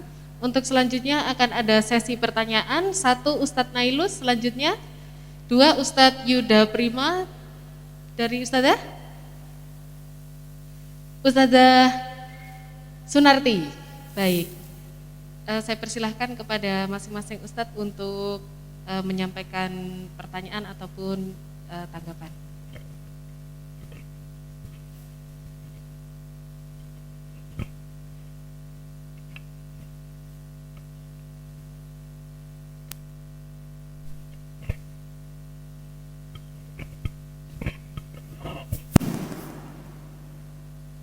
Cek. Baik. Assalamualaikum warahmatullahi wabarakatuh. Saya tadi tertarik dengan 2 hal yang Ustadz Yahya sebutkan. Yang pertama tentang lini masa sentrik dari ilmu pengetahuan. Sebenarnya ada sebuah buku yang membahas secara detail tentang hal tersebut. Itu buku yang sering saya taruh di atas meja saya dan menimbulkan kesalahpahaman dari teman-teman karena judulnya itu Homo Deus, Ustadz. Jadi mungkin karena ada kata homonya, loh kamu kok baca buku yang judulnya homo gitu. Jadi orang-orang sudah mulai overreaktif dengan kata tersebut. Jadi dalam buku tersebut itu dijelaskan beberapa lini masa yang sudah disebutkan tadi oleh Ustadz Yahya, yaitu yang berawal dari kosmo dan berakhir di human centric. Akan tetapi pada buku tersebut itu disebutkan bahwa ada sebuah centric baru, khususnya pada masa postmodern. Itu adalah data centric. Tapi sebelum kita menuju ke situ, saya ingin membahas tentang bagaimana buku ini itu membahas produk atas hasil dari ilmu pengetahuan pada lini masa tersebut. Misalnya kalau dalam cosmocentric, produknya buku ini berargumen bahwa salah satu agama yang paling tua yang direcord oleh ilmu pengetahuan ini di luar agama, yaitu adalah agama pagan atau agama penyembah berhala gitu ya. Terus karena bergeser kepada theocentric, buku ini juga berargumen bahwasanya produk dari lini masa ini adalah agama-agama yang lahir selain agama-agama Islam. Lalu setelah ke theo berlanjut kepada human centric, yang mana dalam lini masa ini itu terdapat banyak munculnya negara-negara baru. Jadi karena kita sudah mulai berpikir bahwa yang harus di-serve adalah diri kita sendiri, maka kita harus mengeksplorasi tanah-tanah baru dan kawasan-kawasan baru. Dan pada bidang keilmuan muncul sebuah psikologi misalnya, itu juga lahir karena proses lini masa ini. Dan yang terakhir itu data centric, yang menurut saya karena manusia modern itu mulai sudah tidak percaya dengan manusia sendiri, karena kita itu sangat subjektif, kita sangat heavy dengan assumption, maka kita menggunakan data untuk membuat sebuah solving problem. Muncullah beberapa perusahaan yang sangat ngetren, berbagai startup, bahkan dalam buku ini itu muncul sebuah pertanyaan, will Silicon Valley be able to create new religions, katanya seperti itu. Jadi religion maksudnya adalah sebuah entitas yang menyediakan sebuah solving problems. Dan saya ingin menanyakan pendapat Ustadz Yahya tentang ini. Dan yang kedua, tadi Ustadz Yahya sempat menyinggung sedikit tentang bagaimana Al-Quran itu sebuah kitab suci yang heavy dengan story. Jadi banyak sekali kisah-kisah dalam hal tersebut. Kalau dalam dunia cognitive psychology, saya bukan orang psikologi tapi pernah baca tentang hal ini, ada sebuah cognitive bias yang manusia punya, salah satunya itu adalah narrative fallacy. Kita itu suka kepada cerita-cerita. Makanya kalau dalam dunia bisnis, seorang investor itu sebenarnya tidak tertarik dengan grafik, tapi tertarik kepada bagaimana seorang CEO itu bisa menyampaikan storytelling yang baik. Atau dalam dunia pendidikan, murid itu kalau ditanya guru terbaiknya siapa, itu bukan guru yang pintar dalam bidang tersebut, tapi guru yang punya storytelling yang baik ketika di kelas. Jadi seperti itu.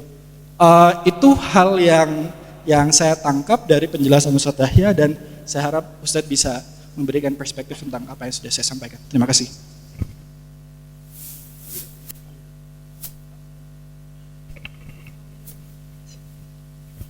Oke, baik, bismillahirrahmanirrahim. Assalamualaikum warahmatullahi wabarakatuh. Terima kasih atas kesempatannya. Jadi begini Ustadz, saya tadi ketika mendengarkan berkaitan materi integrasi sains itu memang sangat menarik, karena saya sangat suka menggeluti bidang integrasi ini, apalagi bidang saya fisika, jadi gitu. Pertanyaan saya sebenarnya hampir mungkin sudah dijawab di penjelasan tadi, mungkin saya butuh penekanan saja berkaitan tentang sains Islam itu sendiri atau integrasi sains dan Islam itu. Metode filsafat seperti halnya ontologi, epistemologi, dan aksiologi itu secara murni definisinya, kita umat Islam apakah boleh misalkan berontologi, beraksiologi, berepistemologi terhadap subjek integrasi tersebut secara murni definisi dari ketiganya itu. Nah, kalau misalkan tidak boleh atau boleh, itu batasannya seperti apa? Itu yang kami mungkin masih abu-abu dari segi itu, Ustaz. Jadi masih belum detail gitu. Nah, itu yang pertama. Yang kedua itu berkaitan integrasi sendiri. Ketika saya belajar fisika, itu sangat sering mendapatkan materi integrasi, apalagi saya kuliahnya di universitas yang umum, yang di situ ketika masuk integrasi itu ya ada yang pemahamannya sebagaimana An-Nasr tadi, dan juga yang kontras yaitu Profesor Abdus Salam, yaitu metode bahkan yang mengatakan ada gagasan baru yaitu bid'ah sains, jadi gitu. Jadi metode sains yang mengada-ngada. Jadi menganggap kalau metodologi cocokologi atau mengambil ayat terus kemudian mendeskripsikannya secara sains untuk konfirmasi kebenaran dari Al-Quran sendiri itu nggak boleh. Jadi Al-Quran itu lebih ditempatkan sebagai kitab petunjuk, sebagai al-huda yang itu mengajak bagaimana ya ketika kita memahami Al-Quran itu ya sesuai sebagaimana dicontohkan sama para rasul, para sahabat, dan juga tabi'in itu sendiri. Jadi lebih menekankan pada semangat untuk menjalankan tadi maqasidus saya tadi. Jadi gitu. Jadi mungkin pertanyaan yang kedua ini berkaitan secara teknis, Ustaz. Jadi kita sebagai guru itu integrasi tadi ketika kita ada pemikiran sebagaimana pendekatannya An-Nasr sama Abdus Salam tadi yang sangat kontras dan itu sangat melekat, itu penengahnya seperti apa, Ustadz? Itu yang masih kadang-kadang bagi saya pribadi, nggak tahu mungkin guru yang lain, itu masih abu-abu juga, masih deskripsinya juga masih remang untuk penengahannya itu. Oke, syukran Ustadz. Assalamualaikum warahmatullahi wabarakatuh.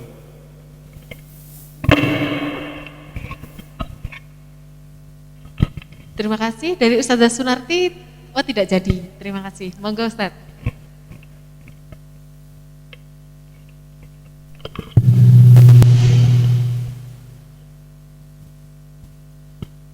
Oke, yang pertama Homo Deus.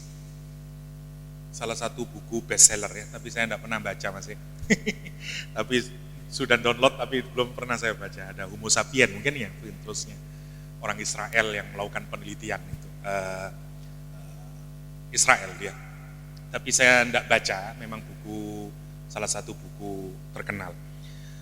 Begini, ini sebenarnya jadi kan sama saja sebenarnya mau di ilmu apapun, sebagaimana yang saya jelaskan di awal, mau di bidang fikih, memang ada satu tonggak yang nanti akan menjadi ciri dari semua model keilmuan. Masing-masing membedakan dengan istilah yang berbeda-beda.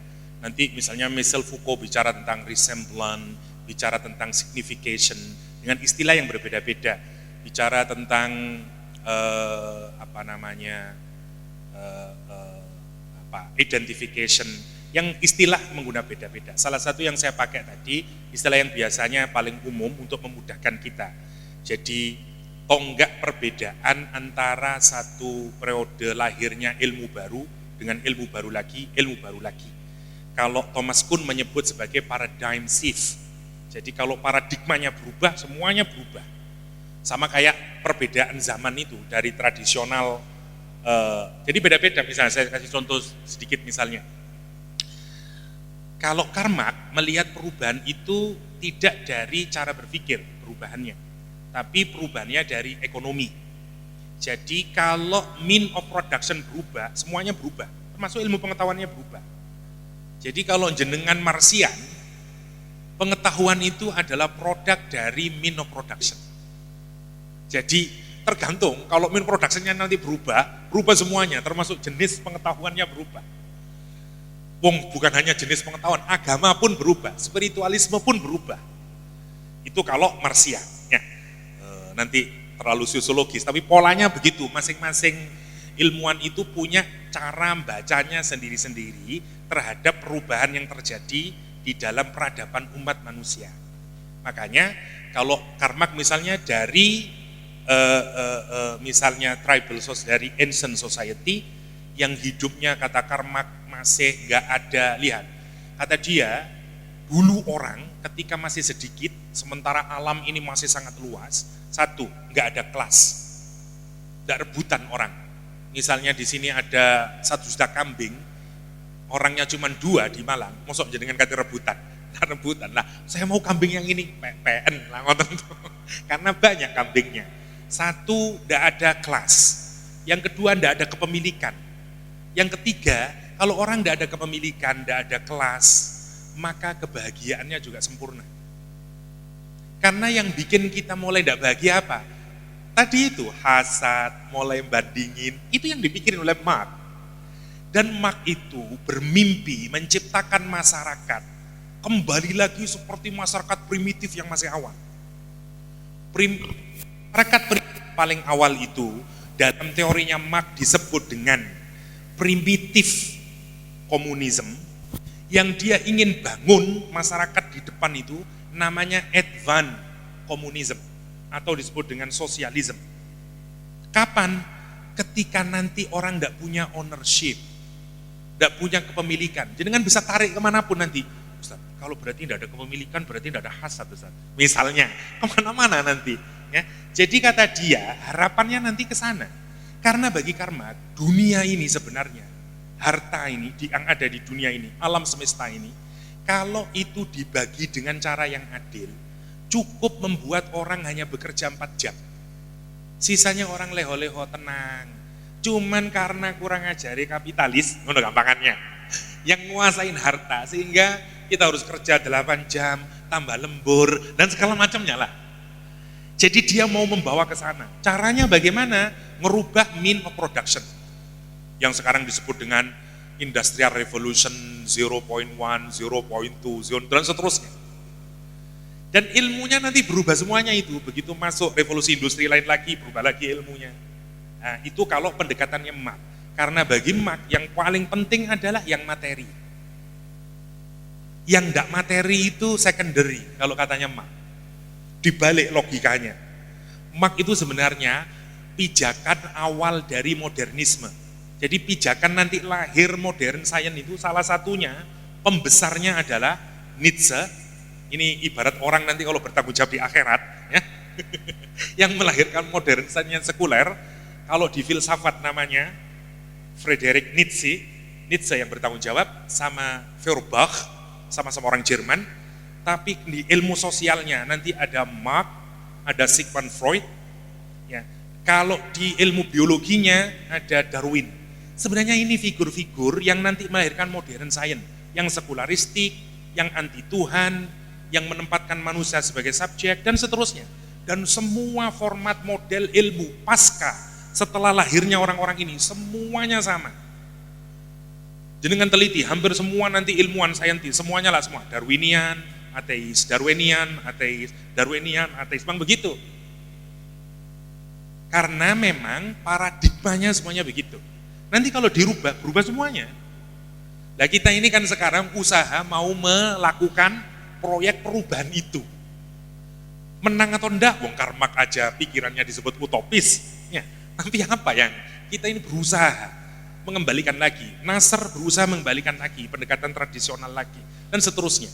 Kira-kira itu yang kalau menggunakan pendekatannya mak untuk ngelihat. Lah, orang yang lain ngelihat pendekatannya bukan dari situ, tapi dari worldview kita yang nanti bisa dipetakan seperti tadi itu, mulai dari kosmosentris, ke teosentris, ke antroposentris, baru sekarang ke logosentris.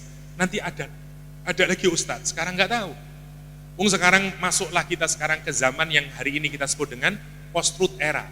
Nggak penting lagi sekarang itu benar atau salah. Karena kebenaran itu bisa di-engineering sekarang. Makanya sekarang bayangkan, sekarang ini ilmuwan sepakat dengan istilah yang dikenal dengan disappearance, tidak muncul lagi, sudah tidak ada lagi sekarang ini. Kata dia, apa? Share objective standard of truth. Nggak ada standar kebenaran yang objektif yang bisa diamini oleh orang bersama. Mati sekarang itu. Karena sudah munculnya the death of expertise. Sudah mati expertise itu, nggak ada lagi kepakaran. Semua orang bisa jadi. Jadi relatifnya sekarang sudah di titik nadir. Kalau saya yakin, kalau relativisme itu sudah pada titik yang paling ujung, akan lahir model baru lagi nanti. Apa modelnya, wallahualam, kita tinggal tunggu. Karena itu perkembangan peradaban akal manusia berpikir, bergerak dari dan segala macamnya. Tapi mimpi apakah benar di antroposentris itu teosentris hilang? Sebenarnya enggak juga. Ini kan pola pemetaan western civilization sebenarnya. Mulai dari kosmosentris sampai ke logosentris sekarang. Ini sebenarnya western. Dalam Islam sebenarnya enggak. Kita enggak punya begitu. Kita ini setelah teosentris, sebenarnya model kita teosentris itu sebenarnya enggak pernah mati. Tapi memang orang Islam itu, karena saintik Islam itu sudah jauh dari agama, maka meskipun dia orang Islam, cara dia mencari sains, menempatkan sains ya seperti modern sains. Tapi sebenarnya di Islam tidak pernah ada konflik yang mengharu biru antara sains dengan agama, seperti kasus pengalaman Barat, sehingga melahirkan modern sains. Kita tidak punya pengalaman itu. Bahkan oke-oke saja, bahkan mereka diapresiasi, tingkat Masya Allah, cintanya ilmu, baik. Makanya dulu tidak disebut, orang tidak menganggap belajar ilmu fisika, ilmu itu sebagai sesuatu yang menjauhkan dia dari Allah Subhanahu wa ta'ala seperti detik hari ini. Ya, itu yang berbeda. Karena itu kita akan menarik lagi, kita mau menampilkan model peradaban umat Islam itu sebagai example, itu maksudnya. Selama ini kita dikalahkan dengan Barat polanya, dan kita ngikutin ke sana. Tapi saya percaya juga nanti relativitas itu juga ujungnya nanti akan kembali lagi. Ya, kembali lagi. Itu pemetaannya. Saya mohon maaf, saya tidak tahu yang di Homo Deus pemetaannya kayak apa, tadi menangkap sedikit-sedikit, tapi kira-kira begitulah. Saya hanya ingin menunjukkan dan kita ingin mengawinkan kembali. Terlalu sayang, ya, maksudnya semua gini ya. Bahkan kalau kita mau menunjukkan hasanah yang dihasilkan oleh modern science, kalau mau dibandingkan dengan tradisional science, itu mungkin seujung kuku. Memang modern science itu melakukan pengembangan yang sangat maksimal dari satu aspek dari tubuh manusia, yaitu brain. tapi tidak pada emosi, tidak pada hati, tidak pada yang lain. Jenengan mungkin tidak percaya begini ya maksud saya. Oke lah, kita ini sekarang bisa bikin pesawat yang sampai kemana-mana. Tapi coba jangan pikirin, di zaman Nabi Sulaiman ada orang yang bisa memindahkan kerajaan tanpa waktu. Terus Anda berpikir, itu model ilmu apa Ustaz? Oke lah, kalau kita menggunakan pendekatan modern science, karena modern science tidak punya logikanya, tidak punya metodologinya, tidak punya cara berpikirnya, dia sombong menyatakan you klinik, you illogical, you irrasional. Kenapa? Karena science itu brain. Dia tidak mengembangkan our emotion. Manusia itu bukan fisik saja, brain science. Barat itu mengembangkan satu potensi dari manusia. Memang dimaksimizing sampai pada tingkat yang paling maksimal hari ini, sampai orang bisa ke bulan, ke Mars, itu hanya satu sisi dari manusia, yaitu fisik, materi. Karena itu nyambung semuanya. Buang Tuhan jadi ateisme, madhabnya namanya materialisme, ilmunya namanya modern science, dan semuanya. Tapi wow, jenengan teng griane Pak Ali. Orang sakti-sakti di Madura banyak itu. Tapi tidak pakai fisika, tidak pakai biologi, yang terbang bisa, yang menghilang bisa. Lah niku saestu. Pertanyaannya, pakai opo terus niku? Lah, modern science itu bisu dari itu. Dia tidak bisa menjelaskan. Dan dia hanya bisa pokok menyatakan gelenik, magic. Padahal itu wonten ilmu nih, dia punya logikanya sendiri, metodologinya sendiri. Itu yang saya pikir, kenapa kita tidak memaksimalkan itu sampai jadi teori, sampai dikembangkan jadi orang modern sandik manggut-manggut, iya bener, ono hanya niso. Itu maksudnya. Ada sekian banyak ulama yang bisa ngomong ambil jin, ngomong karo jin, dan seterusnya. Terus yo opo itu lek zaman saiki. Dan segalanya. Umar bin Khattab, ya Rasulullah ngomong ambil sahabat, Umar bin Khattab ngomong, itu juaranya jauh terjadi. Sekarang kita pikirkan, itu bagian dari emosi yang dimaksimalkan. Imam Malik ambil Imam Syafi'i, bisa menebak orang, ini dia bekasnya tukang kayu, ini dia, dari mana itu semuanya? Kalau kita pakai modern science, itu kan kalkulasi, ditontok pakaiannya, oh pakai dasi, oh kira-kira guru Tazkiyah ini, kira kita pakai material. Masya Allah, itu baru emosi yang dikembangkan. Ilmu kejawen mengembangkan itu. Saya setuju, cuman karena kita ini gara-gara terlalu sombong, semuanya dikelenikkan. Tapi sebenarnya mereka punya metodologinya sendiri. Ada kejawen, ada Hinduism, ada macam-macam. Dunia Indian sana, itu juga kaya dengan ilmu. Yang karena sombongnya modern science, semua diberangus. Atas nama klenik, atas nama mungkin khurafat, atas nama, kenapa? Karena dia goblok, gak ngerti aslinya. Ya gue itu. Apalagi kalau pakai hati terus. Yo opo terus kalau hati itu dimaksimalkan. Padahal kalau tanglet, mana yang lebih hebat? Kolbun atau jisim kita? Kolbun. Kan itu tempat makrifahnya kepada Allah. Ada ilmu laduni, ada macam-macam yang bisa kita dapatin. Tapi karena kita tidak nyamuk, kita ngawur, kok ono ilmu laduni itu digoroi. Ya iya mau ngapa kakek dosa lah, tentu asli nih. Sebenarnya kan itu. Orang itu kalau tidak bisa mencapai, akhirnya apa yang dia lakukan? Karena dia tidak bisa membeli durian yang manis, dia bilang apa? Durian sepet, durian busuk. Asli nih, awakmu nanti duit le, lah ngono to asli nih itu. Itu maksudnya.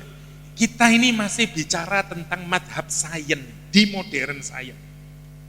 Jadi peluang untuk melakukan integrasi terbuka sangat, local wisdom di tempat kita sangat banyak. Jangan percaya nomor boten.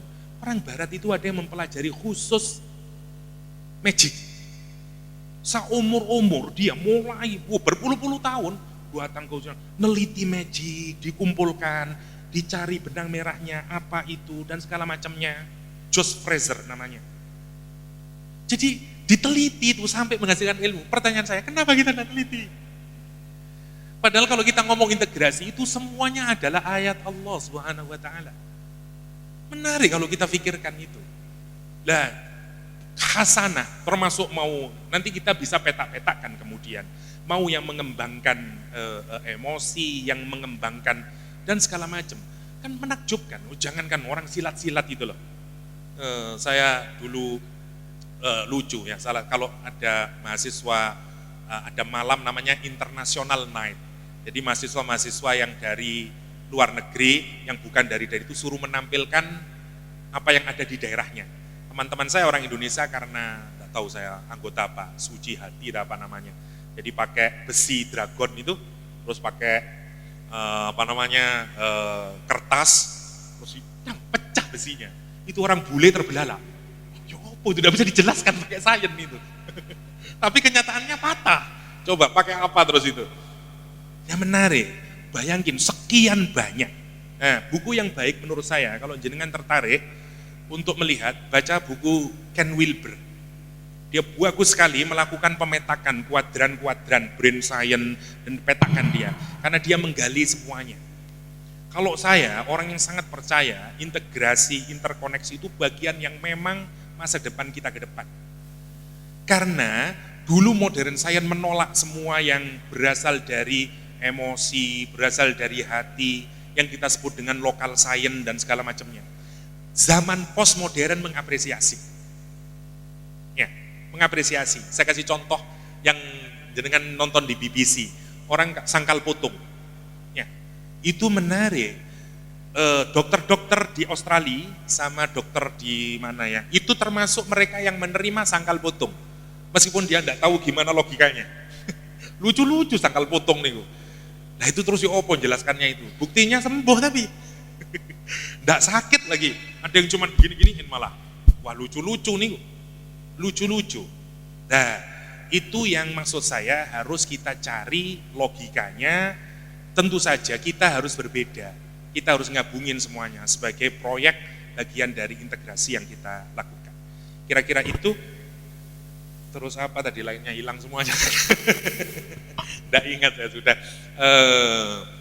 Cognitive science, psikologi saya lupa tadi. Apa tadi? Terus berikutnya tentang bolehkah kita menggunakan pendekatan filsafat, ontologi. Menurut saya boleh-boleh aja, apa saja boleh. Karena sekali lagi kita harus tetap menundukkan sebagaimana prinsip dasarnya ya. Semua karya dari manusia tetapnya sifat relatif. Tapi semua yang berdasar dari wahyu sifatnya bersifat absolut. Tapi penafsiran kita akan sesuatu yang absolut itu tetap bersifat relatif. Dalam bahasanya Said Hussein Nasr, wahyu itu disebut dengan akal kulli, kata dia, universal intellect. Sementara sains itu disebut dengan partial intellect. Mestinya yang universal sama yang parsial itu punya hubungan satu sama lain. Kata Nasr. Itu yang menarik. Jadi saya termasuk orang yang sangat yakin masa depan kita itu arahnya ke sana. Terlalu banyak contohnya yang istimewa di dalam agama ini, bahkan hal-hal yang penting harus kita jadikan juga sebagai pisau. Makanya salah satu metode integrasi kalau di UIN Malang, salah satunya memang pakai intuisi, tetapi saya jelaskan di situ ini bersifat individual dan subjektif, hasil ditanggung masing-masing. Karena tidak mesti orang yang melakukan misalnya model Tanwirul Qulubnya Imam Ghazali, tidak mesti nanti dia juga akan dapat enlightenment, ya, tidak mesti. Jadi memang dan itu tapi kalau kita gali, insya Allah kita juga akan bisa menghasilkan metodologi juga, ya sebagai pengembangan dari integrasi yang kita lakukan. Kira-kira ngoten, apa disudahi? Ya demikian, mohon maaf. Terus terang saya tidak prepare tentang integrasi ini, jadi apa saja yang saya ingat yang keluar, tapi semoga menginspirasi dan menjadikan kita untuk terus bersinergi, menghasilkan production of knowledge yang lebih baik lagi dengan tujuan utama satu, kita ingin menjadi lebih dekat kepada Allah SWT Al-Alim, dan semoga production of knowledge yang kita hasilkan itu punya nilai plus, memberikan kemaslahatan buat alam, buat manusia dan buat agama kita. Demikian, adanallahu iyyakum ajma'in wa sallallahu ala nabiyyina Muhammadin wa alihi washabbihi wasallam wa akhiru da'wana alhamdulillahi rabbil alamin. Wassalamualaikum warahmatullahi wabarakatuh.